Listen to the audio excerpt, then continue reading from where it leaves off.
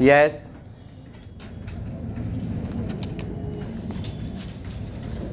महोदय, देश की लगभग 3/4 जनसंख्या गांव में रहती है, जिनकी आय कम होने के साथ साथ शिक्षा, स्वास्थ्य, पेयजल आदि अन्य आवश्यक सुविधाएं भी उन्हें पर्याप्त मात्रा में उपलब्ध नहीं हैं। ग्रामीण क्षेत्रों और ग्रामीणों, विशेषकर अनुसूचित जातियों, जनजातियों, कमज़ोर वर्गों और गरीबी की रेखा से नीचे रहने वाले लोगों का विकास एवं गरीबी उन्मूलन भारत की विकास योजनाओं का प्रमुख उद्देश्य रहा है। ग्रामीण विकास का व्यापक दायरा है, जिसमें ग्रामीण क्षेत्रों में एवं ग्रामीणों के जीवन स्तर का सर्वांगीण विकास शामिल है। इसका अर्थ निर्धनतम लोगों की अपने स्थानीय सामाजिक एवं आर्थिक परिस्थितियों में उत्पादन क्षमता की वृद्धि है। ग्रामीण विकास की प्रक्रिया में पूंजी का निवेश एवं उसका विस्तार, उत्पादक शक्तियों का विकास तथा निर्धन एवं बेरोजगार ग्रामीणों का अर्थव्यवस्था के उत्पादक विकासशील देशों में सम्मिलित होना आवश्यक है। मंत्रालय की गतिविधियों का मुख्य उद्देश्य गरीबी पर सीधा प्रहार है, जिसके अंतर्गत विशेष मजदूरी, रोजगार व स्वरोजगार कार्यक्रम, भूमि सुधार, बंजर भूमि विकास एवं जल संभरण विकास कार्यक्रम है। इनमें स्वच्छ पेयजल की व्यवस्था, ग्रामीण स्वच्छता, कृषि विपणन, ग्रामीण आवास है तथा लोक कार्यक्रम तथा ग्रामीण प्रौद्योगिकी विकास परिषद द्वारा सहायता और राष्ट्रीय ग्रामीण विकास संस्थान एवं कृषि विपणन केंद्र के माध्यम से परीक्षण की व्यवस्था शामिल है। Stop para. गरीबी उन्मूलन के प्रयासों का महत्व इसकी योजनाओं के आवंटन में वृद्धि को बताता है, जहां 9वीं योजना में इसका योजनाओं के आवंटन में भविष्य परिव्यय 40,000 करोड़ रुपए था, उसे बढ़ाकर 10वीं योजना में 80,000 करोड़ रुपए कर दिया गया है। इस बढ़ते हुए परिव्यय के साथ साथ, जैसा कि पंचायती राज संस्थाओं से संबंधित महत्वपूर्ण संविधान अधिनियम 1992 में बताया गया है, लोगों की कार्यक्रमों में बेहतर भागीदारी प्राप्त होगी, जिससे निर्धन ग्रामीणों के जीवन स्तर में सुधार लाने के प्रयास को नई दिशा प्राप्त होगी। ग्रामीण क्षेत्रों में गरीबी उन्मूलन के राष्ट्रीय प्रयास में ग्रामीण विकास मंत्रालय के मुख्य कार्यक्रमों को दी गई नई दिशा की एक झलक इस पुस्तिका में प्रस्तुत है।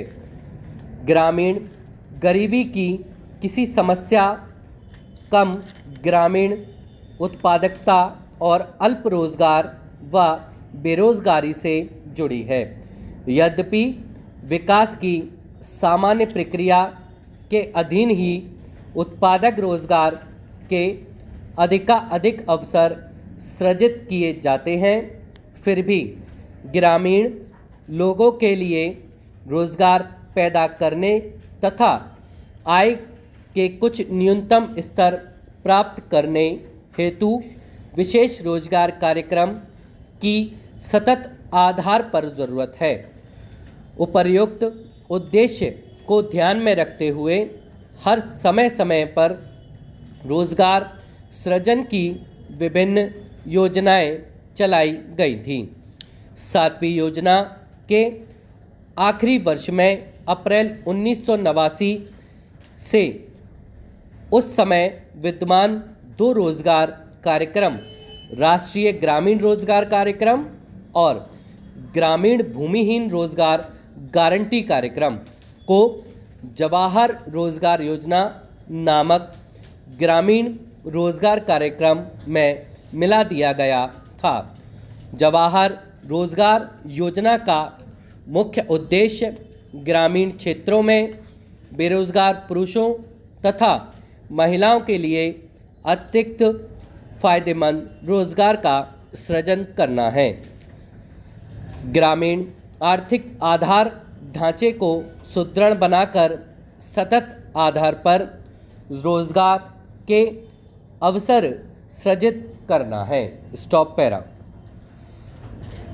महोदय, सामुदायिक और सामाजिक परिस्थितियां सृजित करना ग्रामीण गरीबों को प्रत्यक्ष तथा निरंतर लाभ पहुंचाने हेतु उनके लिए परिस्थितियों का निर्माण करना, मजदूरी स्तरों पर सकारात्मक प्रभाव डालना, ग्रामीण लोगों के जीवन स्तर में समग्र रूप से सुधार लाना, गरीबी की रेखा से नीचे बसर करने वाले लोग लक्षित वर्ग हैं।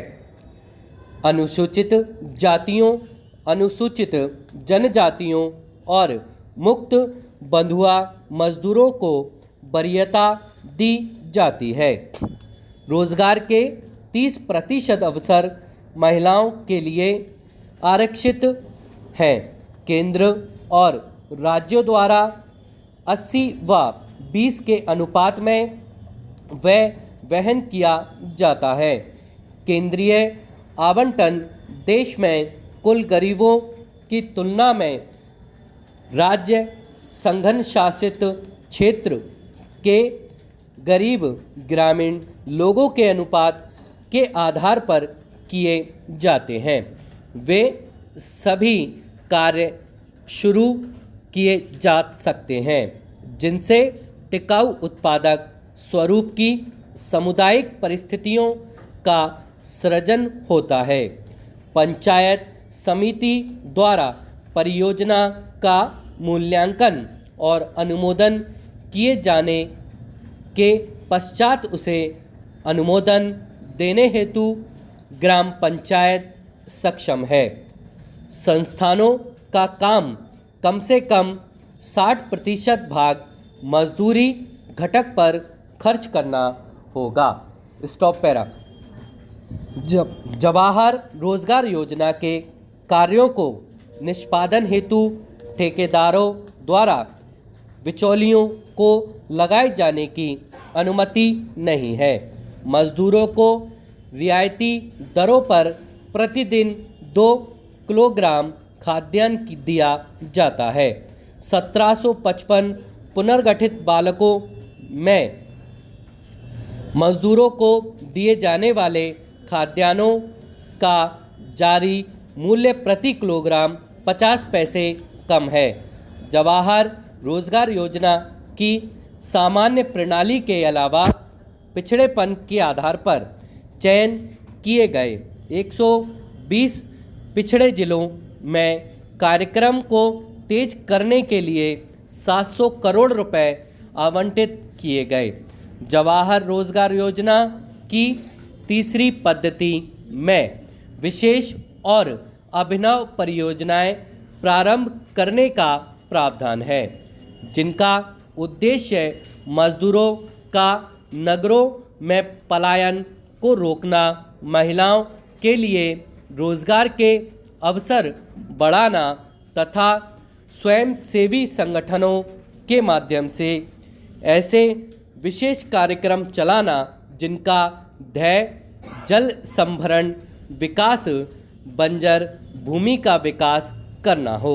मानव जीवन यापन के लिए आवास महत्वपूर्ण है और इसलिए सामाजिक आर्थिक विकास के लिए यह आवश्यक है।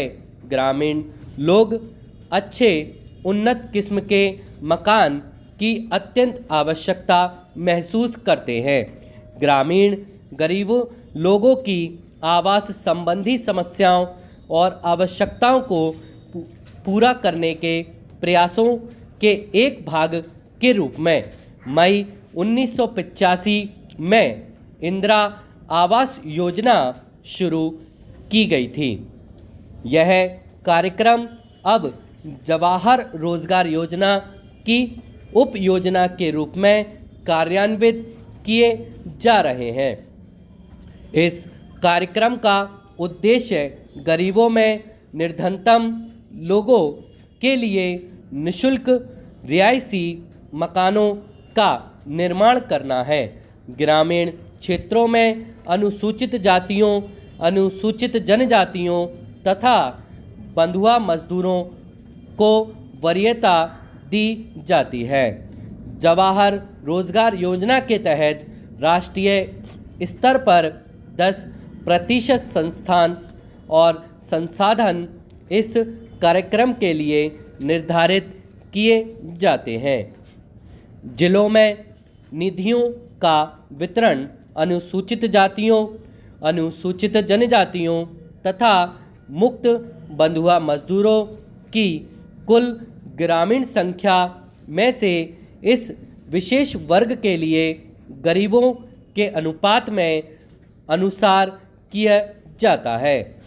मकानों का आवंटन लाभभोगी परिवार की महिला सदस्य के नाम किया जाता है। स्टॉप।